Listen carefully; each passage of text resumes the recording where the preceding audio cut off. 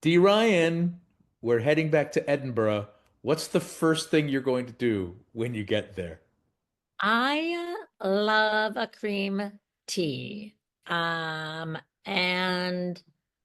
I have no shame in it. That's the first thing I'm gonna do. My favorite place for a cream tea is down at the Palace of Holyrood. If everything has stayed the same, there's like a little tent. You can walk up Arthur's Seat, burn a few calories, come down, have yourself a delicious scone, and Mm, be delicious. that sounds ideal, and that seems slightly better than both enjoying haggis or a deep fried Mars bar. Never again. Yeah, no, I've never had a haggis, but I did have a deep fried Mars bar. I think it was Snickers. And at first it seemed okay, but no, no, It not was good. hours later in the middle of the night when you begin to regret your life Oh, choices. wait, what? Yeah, I yeah. mean, better than Michigan lettuce. Such a good point. Um, this is the first time that I've been back in 9 years. Do you remember when was the last time you were there? I think, whoa, yeah, I believe it was 13 years ago. Okay. All right. When we were there for Holly? No, comedy, Complete History of Comedy Abridged, I think. Yes. I think that's right. But this will be but this will be your second time performing. Or That's third right. time, but you improvised at one point during the Fringe, I think. Yes. But this is my second time really doing a full performance. And that was, wait for it, 26 years ago. The last millennium is 25. the 25 years ago? 26, 7 years ago, 1999, right? Oh, yes, that's right. 27 years ago. Ouch, the Complete Millennium Musical abridged. There Um, is no such thing as 27 years ago. no, there is. No, let's just say it's a quarter of a century. No, let's not say that.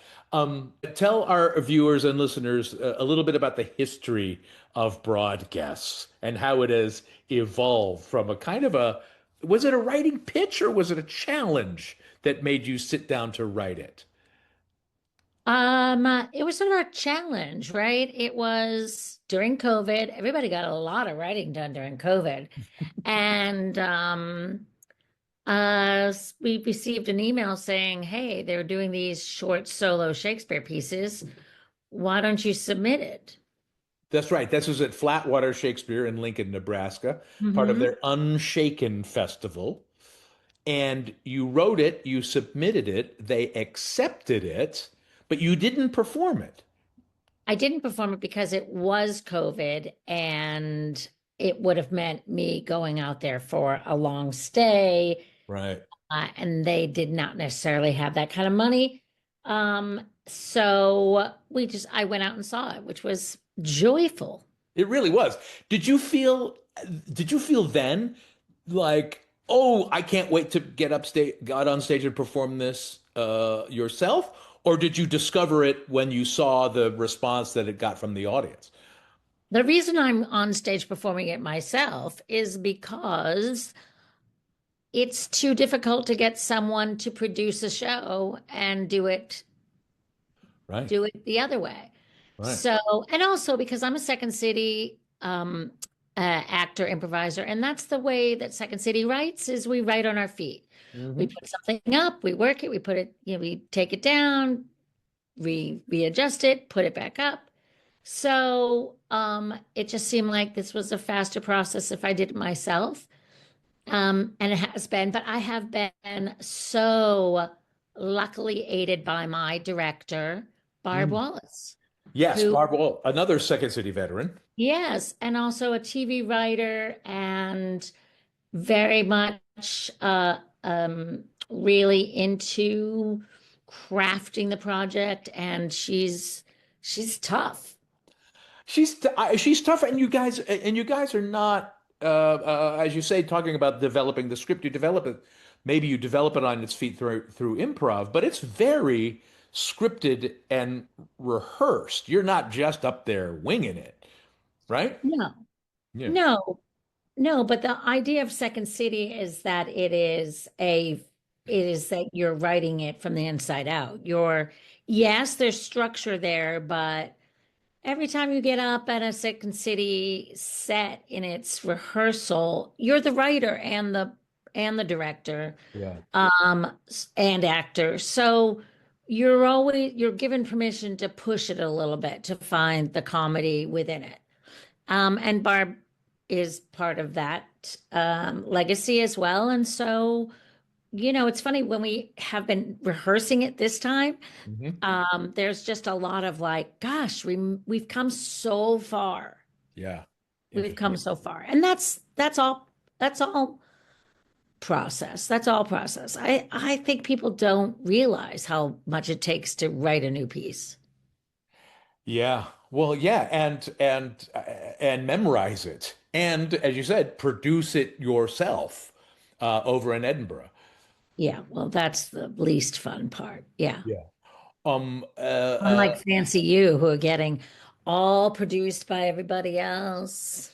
Yeah, and except I will be out there flyering just with the rest of us, I with can't the wait. rest of Everyone us should meet pleb. us. We love a chit chat on a high street. Um, you were mentioning food items earlier, and that made me think, where do we think the crepe cart will be situated this year? I don't know. I met someone who told me they don't exist like that anymore, and What? I'm brokenhearted. I don't know what No. happened. So you and I, that will be one of the first things we do. Yeah. Where's the crepe cart? Where's the crepe cart? And we'll be there early on, so we'll be sort of my show begins on August 5th, and your show begins on August 6th, and then we'll be there the whole 3 weeks. It's an international crowd too. You've been performing broadcasts here in Chicago as well, so you've tried it in a bunch of different kinds of venues in front of different audiences.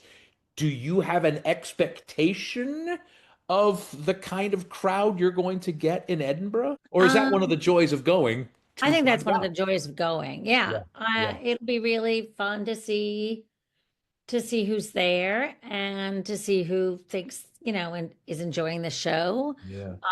I'm hoping there's more Shakespeare fans in Scotland than there are perhaps in Chicago, even though people still find it fun and funny if they're not into the deep Shakespeare cuts. Yeah.